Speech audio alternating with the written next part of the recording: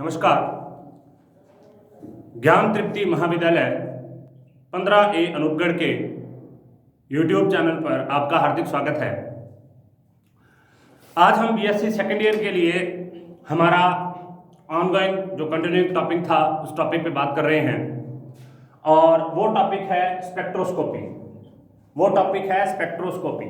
Actually हमने second year की organic chemistry की फर्स्ट यूनिट स्टार्ट की थी जिसमें हम स्पेक्ट्रोस्कोपी के बारे में बात कर रहे थे।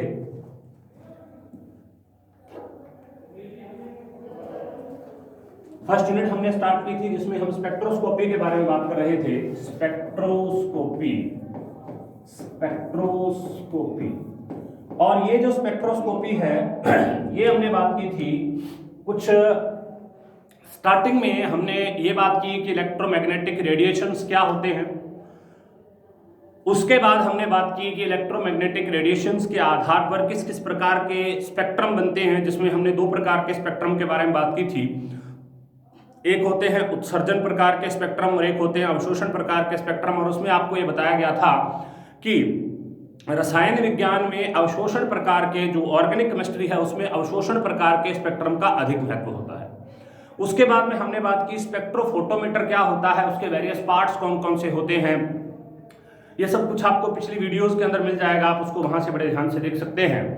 उसके बाद हमने बात की किस किस टाइप की स्पेक्ट्रोस्कोपी है। 3 टाइप की स्पेक्ट्रोस्कोपी के बारे में आपको बताया गया था। एक स्पेक्ट्रोस्कोपी होती है अल्ट्रावायलेट जिसके बारे में हम डिस्कशन कर रहे हैं। एक स्पेक्ट्रोस्कोपी होती है IR इंफ्रारेड अवरक्त प्रकार की स्पेक्ट्रोस्कोपी जिसको हम वाइब्रेशनल या कंपन स्पेक्ट्रोस्कोपी भी कहते हैं, जिसके बारे में हम इसके बाद में बात करेंगे। और एक प्रकार की स्पेक्ट्रोस्कोपी होती है जिसको NMR स्पेक्ट्रोस्कोपी कहते हैं, जो कि आपकी नेक्स्ट क्लासेस के अंदर आएगी। उस NMR स्पेक्ट्रोस्कोपी को PMR स्पेक्ट्रोस्कोपी भी कहते हैं। अब यहाँ पर ये ध्यान रखना है कि अब मैं इसको एक बार थोड़ा सा रिपीट कर रहा हूं जिससे कि आप थोड़ी सी चीजों को रिकॉल कर सकें। आपको एक चीज ध्यान रखनी है कि यूवी स्पेक्ट्रोस्कोपी इलेक्ट्रॉनिक ट्रांजिशन पर बेस्ड होती है। मतलब इलेक्ट्रॉन का लोअर एनर्जी शेल से या लोअर एनर्जी लेवल से हायर एनर्जी लेवल पर जाने पर जो उसको इलेक्ट्रॉन को ऊर्जा की जो आवश्यकता होती है उसके लैम्डा मैक्सिमम पर, उसके अवशोषणांक एप्सिलॉन पर ये डिपेंड करती है। तो इसको हम इलेक्ट्रॉनिक स्पेक्ट्रोस्कोपी भी कहते हैं। दूसरी स्पेक्ट्रोस्कोपी है IR टाइप की स्पेक्ट्रोस्कोपी जिसको हम आणविक या मोलिकुलर स्पेक्ट्रोस्कोपी भी कहते हैं, क्योंकि वो अणुओं के वाइब्रेशन पर डिपेंड करती है, अणुओं के कंपन पर डिपेंड करती है, जिसमें कई प्रकार के कंपन होते हैं। कैंची, संदोली, संदमित, बहुत प्रकार के आगे हम उनको बात करेंगे जिस प्रकार से उसके कंपन आएंगे। आणविक कंपन बोलते हैं उसको, मॉलिक्यूलर वाइब्रेशंस बोलते हैं। इसके बाद हम आगे बात कर रहे हैं PMR के बारे में। ध्यान दीजिए, यूवी इलेक्ट्रॉन पर डिपेंड करती है। उसके अलावा जो IR होती है ये मॉलिक्यूल्स पर डिपेंड करती है। और इसके अलावा जब हम बात करते हैं हमारी NMR के बारे में या PMR के बारे में, ये डिपेंड करती है किसी न्यूक्लियस के अंदर पाए जाने वाले प्रोटॉन के संक्रमण पर, प्रोटॉन के ट्रांजिशन पर। तो इन सब चीजों के बारे में हम बात कर चुके हैं। उसके बाद हमने बात की थी नेक्स्ट की अल्ट्रावायलेट जो स्पेक्ट्रोस्कोपी होती है उसमें किस प्रकार से उसको प्रदर्शित किया जाता है। प्रदर्शित करने के अलावा कौन कौन सी चीजें उसके अंदर इन्वॉल्व होती हैं, किस तरीके से pi, sigma, sigma star, pi star, इस तरीके के बॉन्ड्स वगैरह पाए जाते हैं, उन सब चीजों के बारे में हमने बात की थी। आज हम हमारा आज का नया टॉपिक स्टार्ट कर रहे हैं जिसको कहते हैं क्रोमोफोर या ऑक्सोक्रोम। यहां पर आपको एक ध्यान रखना है कि क्रोमोफोर क्या है। क्रोमोफोर क्या है? क्रोमोफोर का मतलब होता है जो कलर को, रंग को उत्पन्न करता है। रंग को उत्पन्न करता है, रंग को उत्पन्न करता है। और ये ध्यान रखना है कि भाई जिसमें क्रोमोफोर हो उसमें रंग हो, जिसमें क्रोमोफोर हो उसमें रंग हो, ये कतई आवश्यक नहीं है। मतलब क्रोमोफोर है तो वहां पर रंग उत्पन्न। अब ये एक और चीज इसमें ध्यान रखनी है कि जहां पर रंग या कलर है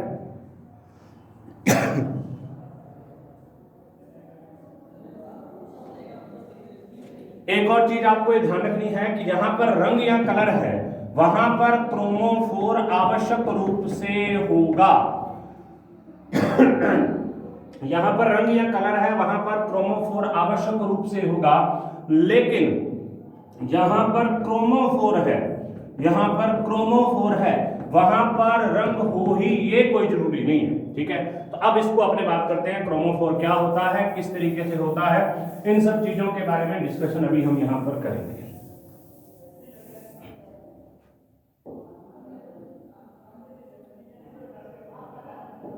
हाँ जी, देखिए क्रोमोफोर या वर्णमूलक, मूलक का मतलब होता है जो किसी चीज को उत्पन्न करता है। वर्ण का मतलब है कलर और मूलक का मतलब है उत्पन्न करने वाले।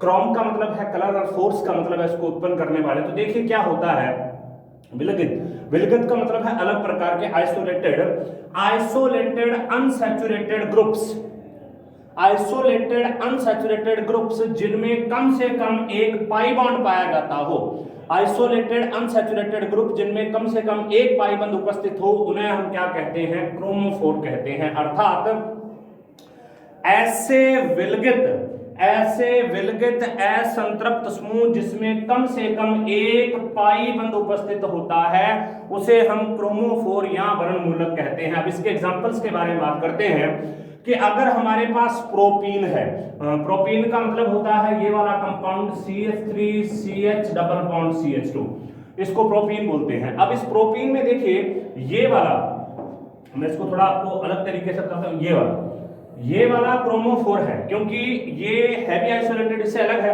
और इसके अंदर क्या है, पाई बॉन्ड भी पाया जा रहा है, तो इसका मतलब ये क्या है, क्रोमोफोर है। उसके बाद अगर हम अगले एग्जांपल के बारे में बात करें तो अगला एग्जांपल यहां पर कौन सा होता है, देखो ये वाला 2-ब्यूटीन। अब 2-ब्यूटीन क्या होता है उसके बारे में अभी यहां पर आपको बताता हूं। 2-ब्यूटीन होता है CH3CH डबल बॉन्ड CH3, ये होता है 2-ब्यूटीन।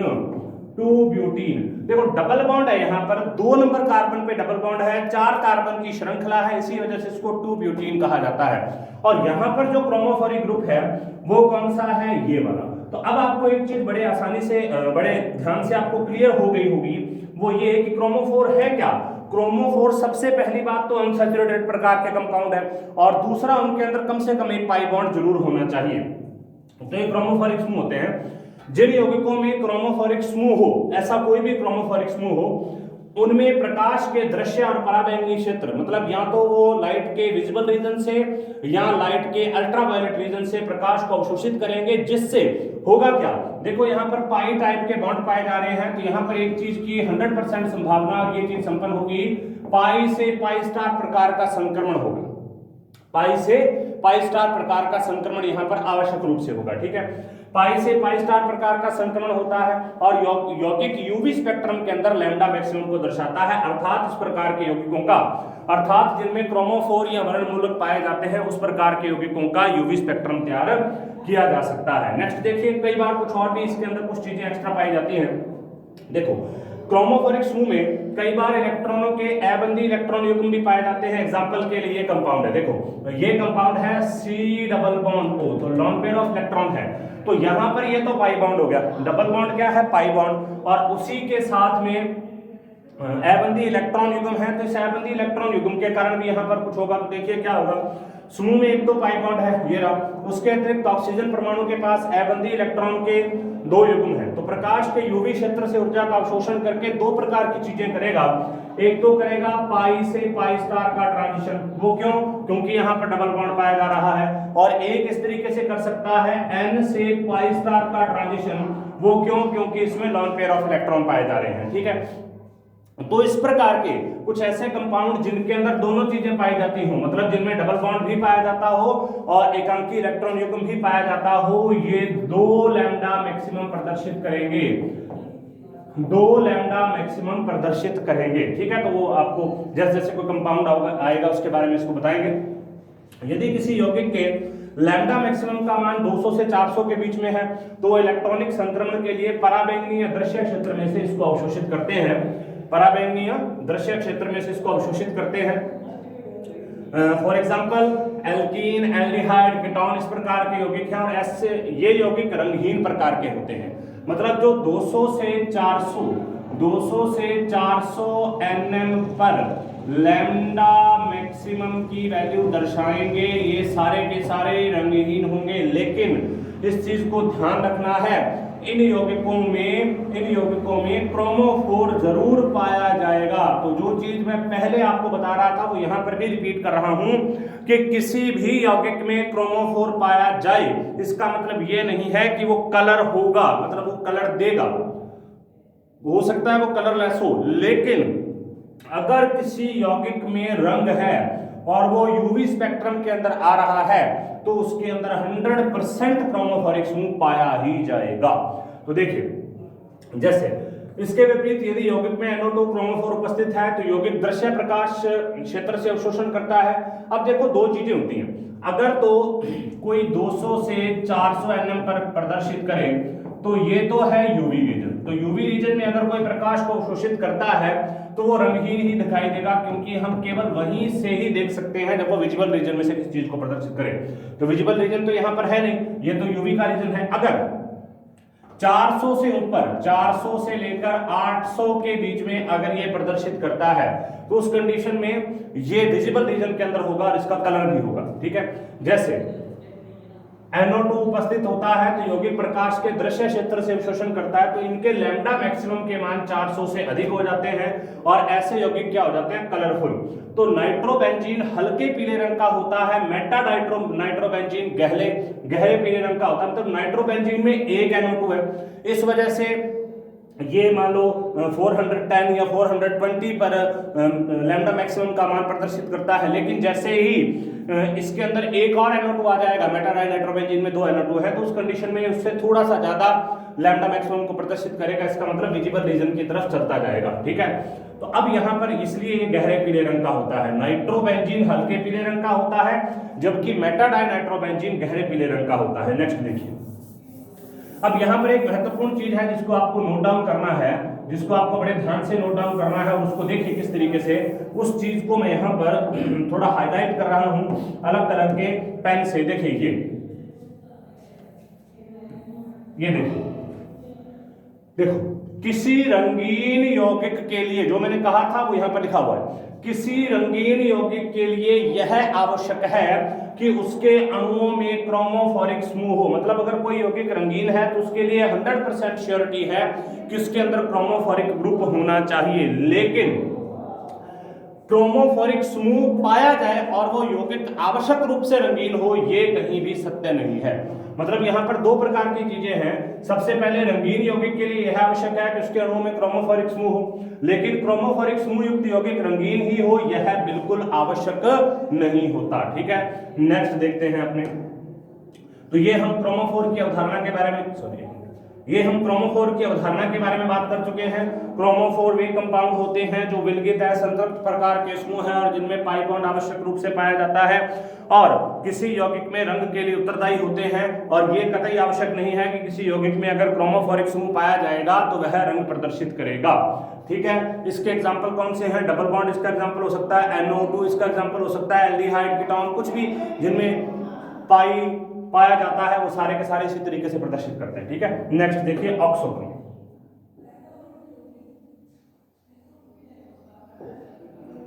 नेक्स्ट देखिए ऑक्सोक्रोम। नेक्स्ट देखिए ऑक्सोक्रोम क्या होता है। ऑक्सोक्रोम को बोलते हैं वर्णवर्धक। वर्णवर्धक और वर्णमूलक दो चीजें हैं। क्रोमोफोर का मतलब है रंग उत्पन्न करने वाले और ऑक्सोक्रोम का मतलब है उस रंग को गहरा करने वाले। ठीक है, उस रंग को गहरा करने वाले यौगिक क्या कहलाते हैं? ऑक्सोक्रोम कहलाते हैं। जैसे यहां पर देखिए, अब इसमें ध्यान ये देना है कि क्रोमोफोर जो होते हैं, इसमें ये ध्यान देना है क्रोमोफोर क्या होंगे? क्रोमोफोर असंतृप्त समूह होंगे। क्रोमोफोर क्या होंगे? असंतृप्त समूह होंगे। जबकि जब हम बात करते हैं ऑक्सोक्रोम के बारे में, ऑक्सोक्रोम के बारे में तो वो क्या होंगे? संतृप्त प्रकार के समूह होंगे। इस चीज को आपको ध्यान रखना है। क्रोमोफोर असंतृप्त टाइप के समूह होते हैं जबकि ऑक्सोक्रोम संतृप्त प्रकार के समूह होते हैं। तो देखिए, लेकिन इसमें तो क्या है, क्रोमोफोर के अंदर तो एक आवश्यक चीज है कि पाई इलेक्ट्रॉन्स होने चाहिए, पाई बॉन्ड होने चाहिए, जबकि जब हम ऑक्सोक्रोम के बारे में बात करते हैं तो इनमें एक आवश्यक चीज है कि इनमें लॉन पेयर ऑफ इलेक्ट्रॉन आवश्यक रूप से पाया जाना चाहिए, मतलब पैबंदी इलेक्ट्रॉन युग्म आवश्यक रूप से पाया जाना चाहिए। एग्जांपल देखिए, ऐसे संतृप्त समूह जिनमें कम से कम एक पैबंदी इलेक्ट्रॉन युग्म हो ऑक्सोक्रोम कहलाते हैं। For example alcoholic OH all group है, इसमें 2 एकांकी इलेक्ट्रॉन युग्म है।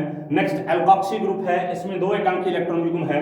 नेक्स्ट एमिनो ग्रुप है, इसमें 2 हैं। और नेक्स्ट है डाई एल्किल एमिनो ग्रुप, इसके अंदर 1 एकांकी इलेक्ट्रॉन युग्म है। तो इसका मतलब ये सारे के सारे, जब मैं इन सभी के बारे में बात करता हूं तो इनमें से कोई भी अनसैचुरेटेड नहीं है, अर्थात इनमें से किसी के पास भी डबल बॉन्ड या ट्रिपल बॉन्ड नहीं है, ना ही इसके अलावा कुछ और अनसैचुरेशन इनमें पाया जा रहा है। लेकिन इनमें आप एक चीज बड़े ध्यान से देख रहे हैं कि सारे के सारे ग्रुप्स में लॉन पेयर ऑफ इलेक्ट्रॉन एकांकी इलेक्ट्रॉन युग्म आवश्यक रूप से पाए जा रहे हैं। आदि ऑक्सोक्रोमिक समूह है, इन समूहों की उपस्थिति से अब देखो होता क्या है, ऑक्सोक्रोम क्या करते हैं, ये क्रोमोफोर क्या करते हैं, यहां पर ध्यान रखना है, क्रोमोफोर करते हैं रंग को उत्पन्न, क्रोमोफोर क्या करेंगे, रंग को उत्पन्न करेंगे, प्रोडक्शन ऑफ कलर करेंगे, जबकि ऑक्सोक्रोम जो होते हैं, ऑक्सोक्रोम क्या करेंगे, रंग को गहरा, ठीक है, ये ध्यान रखना है, ऑक्सोक्रोम क्या करेंगे, रंग को गहरा करेंगे, और क्रोमोफोर क्या करेंगे, रंग को उत्पन्न करेंगे। तो देखिए उदाहरण के लिए क्रोमोफोरिक समूह के अवशोषण की तीव्रता और तरंगदैर्ध्य में परिवर्तन होता है। उदाहरण के लिए नाइट्रोबेंजीन हल्के पीले रंग का यौगिक होता है, लेकिन नाइट्रोफिनॉल का रंग जो होता है वो गहरा पीला होता है। देखिए इसको मैं आपको यहां पर बना देता हूं, देखिए ये कंपाउंड है नाइट्रोबेंजीन, यहां पर मैं एक बार इसको लिख देता हूं, ये NO2 है, ये जो कंपाउंड है ये नाइट्रोबेंजीन है, ठीक है, नाइट्रोबेंजीन है, इसमें एक क्रोमोफोरिक समूह पाया जा रहा है, इस वजह से इसमें कलर कौन सा है, हल्के पीले रंग का होता है, हल्के पीले रंग का, ठीक है। लेकिन जैसे ही हम क्या करते हैं, ये कंपाउंड है, इसके अंदर इसको जोड़ देते हैं, ये वाले, ठीक है। अब हम किसके बारे में बात कर रहे हैं, नाइट्रोफिनॉल के बारे में बात कर रहे हैं, मतलब यहाँ पर NO2 समूह तो है ही है, उसके अलावा OH और जोड़ दिया, तो उस NO2 समूह के कारण तो ये कौन सा कलर देगा, हल्का पीला, और इस OH के कारण इसकी वेवलेंथ बढ़ जाएगी, जिसकी वजह से इसका कलर क्या हो जाएगा, गहरा, इसकी वजह से इसका कलर क्या हो जाएगा, गहरा पीला। तो इसका मतलब ऑक्सोक्रोम क्या करते हैं, कलर को गहरा करते हैं। देखिए रंगीन यौगिकों में ऐसे समूह के प्रवेश से यौगिक का रंग गहरा हो जाता है, इसलिए इनको वर्णवर्धक अर्थात रंग में वृद्धि करने वाले यौगिक कहा जाता है। तो हमने ऑक्सोक्रोम और इसके अलावा हमने क्रोमोफोर के बारे में पढ़ा। नेक्स्ट हम शिफ्ट के बारे में पढ़ते हैं। नेक्स्ट देखो, अवशोषण शीर्ष का विस्थापन। अब इस चीज को ध्यान से समझना है, अवशोषण शीर्ष का मतलब होता है ये वाला जो पॉइंट होता है इसको अवशोषण शीर्ष बोलते हैं। मतलब हम इसको कह सकते हैं एब्जॉर्प्शन पीक्स, कहां पर जाकर सबसे ज्यादा एप्सिलॉन मैक्स का मान प्रदर्शित किया जाएगा, ये दोनों पर डिपेंड करता है। अगर हम इसको यहां से मिलाएं, तो यहां से तो ये एप्सिलॉन के मान पर डिपेंड करता है, और अगर हम इसको यहां पर मिलाएं तो यहां पर ये लैम्डा के मान पर डिपेंड करता है, ठीक है। यहां से एप्सिलॉन के मान पर और यहां पर ये लैम्डा के मान पर डिपेंड करता है। तो इसका मतलब अगर ये जो शीर्ष है ये अगर आगे की तरफ जाएगा तो लैम्डा की वैल्यू बढ़ जाएगी, अगर ये पीछे की तरफ आएगा तो लैम्डा की वैल्यू कम हो जाएगी, अगर ये ऊपर की तरफ जाएगा तो एप्सिलॉन की वैल्यू कम हो जाएगी, बढ़ जाएगी, और अगर ये नीचे की तरफ आएगा तो एप्सिलॉन की वैल्यू कम हो जाएगी। तो इसी को बोलते हैं अवशोषण शीर्ष का विस्थापन होना, शिफ्ट ऑफ एब्जॉर्प्शन पीक्स। तो देखिए अब किसी अणु में अगर हम किसी एक्स्ट्रा समूह को या किसी और चीज को प्रविष्ट करवा दें तो उसका जो अवशोषण शीर्ष होता है उसका विस्थापन हो जाता है, या तो लैम्डा मैक्सिमम के मान में वृद्धि कर देगा, या वो लैम्डा मैक्सिमम के मान में कमी कर देगा, या वो एप्सिलॉन मैक्स के मान को ऊपर चढ़ा देगा, या वो एप्सिलॉन मैक्स के मान को कम कर देगा। उसी को बोलते हैं अवशोषण शीर्ष का विस्थापन। किसी अणु में किसी परमाणु अथवा समूह के प्रवेश से उसके यूवी स्पेक्ट्रम में लैम्डा मैक्सिमम तथा एप्सिलॉन मैक्सिमम के मान में परिवर्तन हो जाता है, अर्थात उसका अवशोषण शीर्ष विस्थापित हो जाता है। किसी परमाणु अथवा समूह के प्रवेश से किसी यौगिक के लैम्डा मैक्सिमम या एप्सिलॉन मैक्सिमम में किस प्रकार परिवर्तन होता है उसको 4 भागों में बांटा गया है। सबसे पहला होता है बैक्थोक्रोमिक शिफ्ट, वर्णोत्कर्षी विस्थापन, जिसको रेड शिफ्ट बोला जाता है, लाल विस्थापन बोला जाता है। रेड शिफ्ट का मतलब क्या है, लैम्डा मैक्सिमम का इस तरफ जाना। एक चीज आपको मैं यहां पर क्लियर कर दूं, हमारे पास में ये चीज होती है विबग्योर, देखो इसको हम लिखते हैं विबग्योर, VIBGYOR, विबग्योर। वायलेट से लेकर रेड तक लैम्डा के मान में लगातार वृद्धि होती है। मतलब हम ये कह सकते हैं कि जो इसका वेवलेंथ होता है वो वायलेट से लेकर रेड तक लगातार बढ़ता जाता है। वायलेट का वेवलेंथ सबसे कम होता है, रेड का वेवलेंथ सबसे ज्यादा होता है। तो यहां पर हम उसी चीज के बारे में बात कर रहे हैं। अगर ये वाला ये शीर्ष यहां पर होना चाहिए था, लेकिन कहां चला गया, आगे की तरफ चला गया। अब अगर ये आगे की तरफ चला गया तो इसका मतलब ये किसकी तरफ चला गया, रेड की तरफ चला गया लैम्डा मैक्सिमम। इसको रेड शिफ्ट बोलते हैं। इसका मतलब है वर्णोत्कर्षी, मतलब अपने कलर का उत्कर्ष करे, अपने कलर को बढ़ा दे। मतलब अगर हम एग्जांपल के तौर पर बात करें तो वायलेट और रेड इन दोनों कलर के बीच में बात करें तो रेड को कुछ ज्यादा डार्क माना जाता है, एक थोड़ा चटक रंग माना जाता है। इस वजह से यहां से इसका लैम्डा मैक्सिमम आगे की तरफ जाएगा। किसी यौगिक के अवशोषण स्पेक्ट्रम में लैम्डा मैक्सिमम के मान की वृद्धि को बैथोक्रोमिक शिफ्ट या वर्णोत्कर्षी शिफ्ट कहा जाता है। सामान्यतः किसी अणु में किसी परमाणु अथवा समूह के प्रवेश से, अगर किसी अणु में कोई परमाणु आ गया या कोई ग्रुप आ गया, देखो परमाणु का मतलब होता है उसमें हमने ऑक्सीजन को ऐड कर दिया, उसमें हमने नाइट्रोजन को ऐड कर दिया, उसमें हमने एक्स्ट्रा कार्बन को ऐड कर दिया। और ग्रुप का मतलब होता है उसमें हमने किसी ग्रुप को ऐड कर दिया। फॉर एग्जांपल OH को ऐड कर दिया, OR को ऐड कर दिया, NH2 को ऐड कर दिया, NO2 को ऐड कर दिया। ये सारे के सारे ग्रुप होते हैं, सब्स्टिट्यूटिव ग्रुप होते हैं, कुछ फंक्शनल ग्रुप होते हैं, ठीक है। तो उसके करने से क्या हो जाएगा, लैम्डा मैक्सिमम के मान में वृद्धि हो जाएगी। अवशोषण शीर्ष कहां चला जाएगा, रेड कलर की तरफ चला जाएगा, इसीलिए इसको रेड विस्थापन भी कहते हैं। इसका एग्जांपल भी यहां पर दे रखा है, इसका एग्जांपल देखिए, इसका एग्जांपल देखिए, बेंजीन का जो बैंड होता है बी बैंड, वो 256 nm पर प्रदर्शित होता है। लेकिन अगर बेंजीन वाला में एक मेथिल समूह प्रदर्शित करवा दिया जाए तो वो कहां चला जाएगा, 261 nm पर चला जाएगा। मतलब अगर हम बेंजीन अकेले के बारे में बात करें, इस तरीके से होती है बेंजीन, ठीक है। अगर इसके अकेले के बारे में बात करें तो 256 nm पर लैम्डा मैक्सिमम को प्रदर्शित करेगा। और अगर हम बेंजीन में एक मेथिल समूह को जोड़ दें तो ये कहां पर प्रदर्शित करेगा, 261 पर। मतलब बेंजीन अकेले के लिए तो 256 nm था, एक मेथिल समूह टोलुइन के लिए कितना है, 261 nm। तो इसका मतलब ये किसकी तरफ शिफ्ट हो गया, रेड की तरफ शिफ्ट हो गया। कभी कभी विलायक का परिवर्तन होता है तब भी बैथोक्रोमिक शिफ्ट हो जाता है। उदाहरण एथेनॉल में एसीटोन का यूवी स्पेक्ट्रम दिया जाए तो 272 nm में, और विलायक हेक्सेन में लिया जाए 279 nm पे लैम्डा मैक्सिमम प्रदर्शित करता है। बैथोक्रोमिक शिफ्ट का मतलब क्या होता है, बैथोक्रोमिक शिफ्ट का मतलब होता है लैम्डा मैक्सिमम के अब्जॉर्प्शन पीक्स का रेड की तरफ या अधिक लैम्डा की तरफ, अधिक वेवलेंथ की तरफ खिसक जाना, उसका अधिक जो तरंग दे रहा है उसकी तरफ खिसक जाना। नेक्स्ट देखिए हिप्सोक्रोमिक शिफ्ट। हिप्सोक्रोमिक शिफ्ट का मतलब होता है ब्लू शिफ्ट। इसका मतलब है अंदर की तरफ आना। मतलब अगर पहले इस तरफ जा रहा था, हमको इस प्रकार के समूह को प्रविष्ट करवा दें जिससे कि अंदर की तरफ आ जाए, मतलब लैम्डा मैक्सिमम के मान में कमी आ जाए, उसको क्या बोलते हैं, हिप्सोक्रोमिक शिफ्ट या वर्णोत्कर्षी, मतलब उसको कमी हो गई, ठीक है। किसी यौगिक के अवशोषण स्पेक्ट्रम में लैम्डा मैक्सिमम के मान की कमी को हिप्सोक्रोमिक शिफ्ट कहते हैं। इसका ये डायग्राम आप देख लीजिए, लैम्डा मैक्सिमम के मान में कमी होगी तो हिप्सोक्रोमिक शिफ्ट, लैम्डा मैक्सिमम के मान में वृद्धि होगी तो बैथोक्रोमिक शिफ्ट। नेक्स्ट देखिए,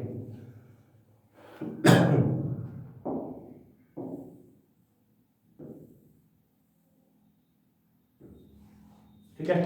अब देखिए, अगर हम बात करते हैं हिप्सोक्रोमिक शिफ्ट में, तो हमने देखा लैम्डा मैक्सिमम के मान में कमी हो रही है, जिसका मतलब वो किसकी तरफ आ रहा है, वो ब्लू की तरफ आ रहा है, तो इसका मतलब इसको नीला विस्थापन कहेंगे। सिर्फ यही चीज है, अगर किसी भी ग्रुप में या किसी भी यौगिक का यूवी स्पेक्ट्रम पहले प्राप्त हो रहा है 260 पर, अब हमने कोई ऐसा ग्रुप उसके अंदर प्रविष्ट करवा दिया कि उसका स्पेक्ट्रम 255 पर प्रदर्शित हो रहा है, तो ये क्या है, ये है लैम्डा मैक्सिमम के मान में कमी होना, जिसको हिप्सोक्रोमिक शिफ्ट कहा जाता है, ठीक है, हिप्सोक्रोमिक शिफ्ट। अब इसका जो कारण है, इसका जो एग्जांपल है वो है विलायक के कारण ज्यादातर ये होता है। हेक्सेन में एस्टेहाइड्राइड का आर बैंड जो होता है 293 nm पर होता है, जबकि आइसोक्टेन में ये 290 पर हो जाता है, मतलब 3 nm का फर्क पड़ा है। उसके बाद हाइपरक्रोमिक को वर्णातिशायी बोलते हैं। मतलब ये दोनों, मतलब हाइपर और हाइपोक्रोमिक किस पर डिपेंड करते हैं, एप्सिलॉन मैक्स के मान पर, और हिप्सोक्रोमिक और बैथोक्रोमिक किस पर डिपेंड करते हैं, लैम्डा मैक्सिमम के मान पर। तो हाइपरक्रोमिक या वर्णातिशायी क्या है उसके बारे में हम यहाँ पर बात करते हैं। देखिए, हाइपरक्रोमिक प्रभाव या वर्णातिशायी प्रभाव किसी यौगिक में किसी परमाणु या समूह के परिवर्तन अथवा विलायक के परिवर्तन से, या तो हम किसी यौगिक में कोई परमाणु या समूह को परिवर्तित करते हैं या उसके सॉल्वेंट को बदलते हैं, तो अवशोषण जो पीक होता है वो ऊपर की तरफ चला जाता है। ठीक है, मतलब जो अब्जॉर्प्शन पीक है उसकी वैल्यू ऊपर की तरफ चली जाती है, एप्सिलॉन मैक्स का मान बढ़ जाता है। मतलब पहले एप्सिलॉन मैक्स यहाँ पर था, अब कहाँ पर चला गया, इस जगह पर। तो इसको क्या बोलते हैं, वर्णातिशायी या हाइपरक्रोमिक शिफ्ट बोलते हैं। उसके बाद हाइपो का मतलब होता है कमी होना, हाइपर का मतलब होता है बढ़ना। हाइपो में क्या होता है, किसी यौगिक में एक परमाणु या समूह के परिवर्तन अथवा विलायक के परिवर्तन से यदि उसकी अवशोषण तीव्रता, मतलब जो एप्सिलॉन मैक्स है उसके मान में कमी आ जाए, मतलब पहले वो यहाँ पर थी अब वो नीचे की तरफ आ गई, अवशोषण तीव्रता के मान में कमी आ जाए, तो उसको क्या बोलते हैं, हाइपोक्रोमिक या अवर्णी प्रकार का प्रभाव कहते हैं। ठीक है, तो हाइपोक्रोमिक, हाइपरक्रोमिक किस पर डिपेंड, हाइपरक्रोमिक का मतलब होता है एप्सिलॉन मैक्स के मान में वृद्धि हो जाना, हाइपोक्रोमिक का मतलब होता है एप्सिलॉन मैक्स के मान में कमी हो जाना, बैथोक्रोमिक का मतलब होता है लैम्डा मैक्सिमम के मान में वृद्धि हो जाना जिसको रेड शिफ्ट बोलते हैं, और हिप्सोक्रोमिक का मतलब होता है लैम्डा मैक्सिमम के मान में कमी हो जाना जिसको ब्लू शिफ्ट बोलते हैं। नेक्स्ट देखिए, अब यहां पर अगर हम इनको इकट्ठे तौर पर देखें तो उसका ये डायग्राम है, बहुत महत्वपूर्ण डायग्राम है, बहुत बार इस डायग्राम को पूछा गया है। इस डायग्राम को, इसके आधार पर हम सभी चीजों को एक साथ बता सकते हैं कि हिप्सोक्रोमिक क्या होता है, उसके अलावा बैथोक्रोमिक क्या होता है, उसके अलावा हाइपरक्रोमिक क्या होता है, और उसके अलावा हाइपोक्रोमिक क्या होता है। इस डायग्राम को आपको बनाना है।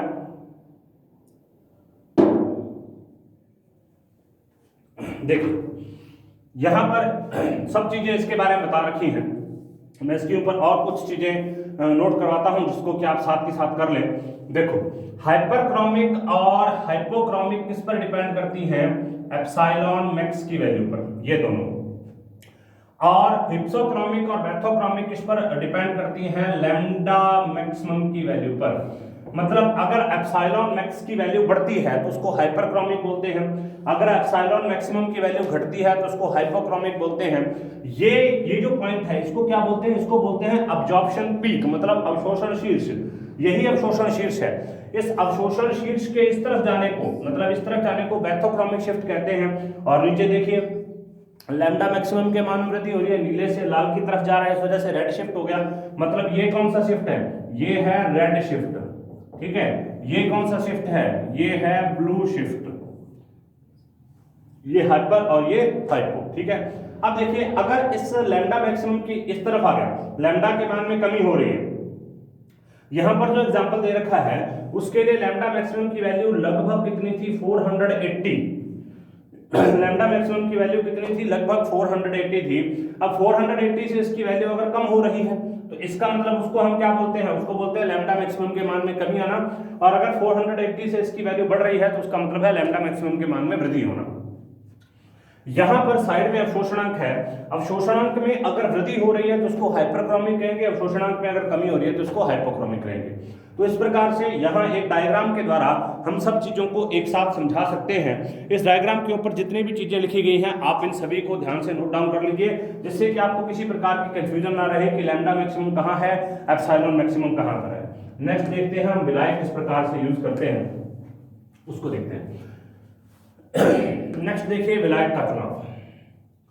हम ये जानते हैं कि जब भी हम यूवी स्पेक्ट्रम के बारे में बात करेंगे, यूवी स्पेक्ट्रम में एक चीज बहुत महत्वपूर्ण होती है और वो होती है सही प्रकार के विलायक का चुनाव करना। क्योंकि यूवी स्पेक्ट्रम में हमें स्पेक्ट्रोफोटोमीटर की सैंपल ट्यूब के अंदर एक सॉल्यूशन को भरना पड़ता है।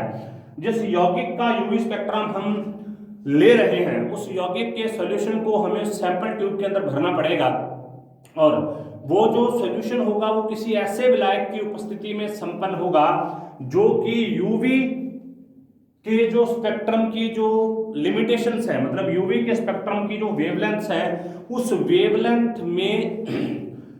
वेवलेंथ को अवशोषण ना करे, वहां पर लैम्डा मैक्सिमम के मान को प्रदर्शित ना करे। क्योंकि अगर वहां पर वह प्रदर्शित करेगा तो हमारे लिए यह प्रॉब्लम हो जाएगी कि हम लैम्डा मैक्सिमम किसका ज्ञात कर रहे हैं, क्या हम उस सॉल्वेंट का ज्ञात कर रहे हैं या हम उस पदार्थ का ज्ञात कर रहे हैं जिसको हमने उसके टेस्ट के लिए लिया था। तो मेन हमारा फोकस होता है उस पदार्थ पर। तो यहां पर देखिए, स्पेक्ट्रोस्कोपिक अध्ययन के लिए ऐसे विलायक का चुनाव किया जाता है जो इलेक्ट्रोमैग्नेटिक रेडिएशन के उस क्षेत्र से अवशोषण ना करे जिसका हम अध्ययन कर रहे हैं। यूवी स्पेक्ट्रम के अध्ययन के बाद विलायक हम इस प्रकार का लेंगे जो 200 से 800 एनएम तक के क्षेत्र में अवशोषण नहीं करता हो, क्योंकि 200 से 800 एनएम का क्षेत्र किसका होता है, विजिबल या अल्ट्रावायलेट रीजन होता है। 200 से 800 एनएम का विजिबल या अल्ट्रावायलेट रीजन होता है, तो वहां पर ये इसको प्रदर्शित नहीं करता, हम इसका ध्यान रखेंगे। अब देखिए, सिग्मा स्टार संक्रमण होने में ऊर्जा का होता है अधिक अंतर। देखो यहां पर तो होता है सिग्मा, इसको हम पहले भी कर चुके हैं, यहां पर सिग्मा होता है, उसके बाद में एक होता है पाई, उसके बाद में एक होता है एन, उसके बाद में एक होता है पाई स्टार और उसके बाद में एक होता है सिग्मा स्टार। ठीक है, मतलब यहां से यहां तक इलेक्ट्रॉन जब जाएगा, इलेक्ट्रॉन अगर यहां से यहां तक जाता है तो उसको एनर्जी बहुत ज्यादा चाहिए, जो कि यूवी स्पेक्ट्रम या यूवी की जो वेवलेंथ है उसको प्रदान नहीं कर सकती। तो विलायक के रूप में हम इस प्रकार के पदार्थ का प्रयोग कर सकते हैं जिसमें सिग्मा पाया जाता हो। सिग्मा का मतलब होता है जिसमें सिंगल बॉन्ड पाया जाता है, जैसे हेक्सेन हो गया, उसके अलावा आइसोऑक्टेन हो गया। तो ये सारे के सारे जिसमें सिंगल बॉन्ड पाया जाता है उनका यूज यहाँ पर किया जा सकता है। संक्रमण का ऊर्जा अंतर अधिक होने के कारण विद्युत चुंबकीय क्षेत्र के निर्वात परावैंगनी क्षेत्र से अवशोषण होता है। तो इसका मतलब संतृप्त हाइड्रोकार्बन, हेक्सेन, साइक्लोहेक्सेन आदि का प्रयोग किया जा सकता है। इसके अलावा ऑक्सीजन, नाइट्रोजन, सल्फर या हैलोजन जैसे विषम परमाणु युक्त संतृप्त यौगिकों में सिग्मा से सिग्मा स्टार के अतिरिक्त एन से सिग्मा स्टार का संक्रमण भी होता है। ठीक है, यहाँ पर सिग्मा से सिग्मा स्टार तो है ही, बाकी इन सभी के अंदर क्योंकि ऑक्सीजन के ऊपर भी लॉन पेयर ऑफ इलेक्ट्रॉन है, नाइट्रोजन के ऊपर भी है, सल्फर के ऊपर भी है, हैलोजन के पास भी 7-7 इलेक्ट्रॉन होते हैं, तो वो भी क्या करते हैं, एन से सिग्मा स्टार भी करते हैं। अब एन से सिग्मा स्टार की जो ऊर्जा होती है सिग्मा से सिग्मा स्टार से कम होती है, फिर भी इसका मान इतना होता है कि यूवी स्पेक्ट्रम में, अब यहां पर एन से सिग्मा स्टार है, ये ऊर्जा तो कम है, इसकी एनर्जी तो कम है, लेकिन यूवी स्पेक्ट्रम इतनी एनर्जी भी नहीं दे पाता। तो आप दो प्रकार के पदार्थों का विलायक के रूप में यूज कर सकते हैं, एक तो जिनमें प्योर सिग्मा बॉन्ड हो, एक जिनमें सिग्मा बॉन्ड के साथ में लॉन पेयर ऑफ इलेक्ट्रॉन भी पाए जाते हो, क्योंकि इन दोनों की एनर्जी इतनी ज्यादा होती है कि वो यूवी रीजन से प्राप्त नहीं कर सकते, या तो वो वैक्यूम यूवी रीजन से इसको प्राप्त करेंगे या उससे ज्यादा बड़े रीजन से प्राप्त करेंगे, तो वो हमारे काम का नहीं होता। ठीक है, अतः अल्कोहल, ईथर, यहां तक कि जल को भी यूवी स्पेक्ट्रम में यूज किया जा सकता है। जब किसी अणु में पाई से पाई स्टार संक्रमण होता है तो उसमें कुछ ध्रुवता आ जाती है। अब ध्रुवीय विलायक का अगर हम यूज करेंगे तो वो उसको स्थायी कर देगा। उत्तेजित अवस्था के स्थायीकरण का अर्थ है इलेक्ट्रॉनिक जो है वो कम ऊर्जा पर संक्रमण करेगा, अतः विलायक की ध्रुवणता बढ़ने से बैथोक्रोमिक शिफ्ट होता है, मतलब वो कहां पर जाता है, रेड की तरफ जाता है। उदाहरण के लिए एसिटामाइड जो है अध्रुवीय विलायक हेक्सेन में 178 एनएम पर, यहां पर ये बताया गया है कि ध्रुवीय अध्रुवीय विलायक का क्या प्रभाव पड़ता है। एसिटामाइड होता है CH3CONH2, अध्रुवीय विलायक में तो 178 एनएम पर अवशोषण करता है, जबकि ध्रुवीय विलायक में 220 एनएम पर, मतलब बैथोक्रोमिक शिफ्ट को प्रदर्शित करता है। और यदि एन से पाई स्टार का संक्रमण हो, एग्जांपल के लिए कीटोन, तब ध्रुवीय विलायक क्या करता है, मूल अवस्था को स्थायीकृत करता है, तो इसका मतलब वो लैम्डा मैक्सिमम के मान में कमी लाएगा। उस स्थिति में इलेक्ट्रॉनिक संक्रमण अधिक ऊर्जा की आवश्यकता पड़ेगी, अवशोषण कम होगा। तो यहाँ पर ये ध्यान लिखिए कि जब हमारे पास में कोई इस प्रकार का हो जिसमें एन से पाई स्टार संक्रमण होने की संभावना है, तब हमें किसी अध्रुवीय विलायक का यूज करना है। अध्रुवीय विलायक में हेक्सेन एसीटोन 279 एनएम पर अवशोषण प्रदर्शित करता है, जबकि ध्रुवीय विलायक में यही 264 पर अवशोषण प्रदर्शित करता है। तो इसी के आधार पर हमें इसके अलग अलग प्रकार के जो विलायक हैं उसका यूज करना पड़ेगा, जिसमें हमें सबसे पहले तो ध्यान रखना पड़ेगा कि वो कहाँ अवशोषित करता है, उसके बाद हमें ध्यान रखना पड़ेगा कि उसकी ध्रुवता या अध्रुवता की वैल्यू क्या होती है। तो आज हमने इसके अंदर बैथोक्रोमिक, हिप्सोक्रोमिक शिफ्ट के बारे में पढ़ा, इसके अलावा विलायक कौन सा यूज किया जाए इसके बारे में पढ़ा, इसके अलावा हमने यहाँ पर ऑक्सोक्रोम और क्रोमोफोर की अवधारणा के बारे में पढ़ा। ये सब चीजें और यहाँ तक का जो स्पेक्ट्रोस्कोपी है ये आपको यहाँ तक क्लियर होनी चाहिए। इसके बाद हम इन और इनॉन के बारे में नेक्स्ट वीडियो के अंदर बात करेंगे। तब तक आप इन सब को देखते रहें। अगर यहाँ पर कोई भी प्रॉब्लम आती है तो आप कमेंट सेक्शन में कमेंट कर सकते हैं। धन्यवाद।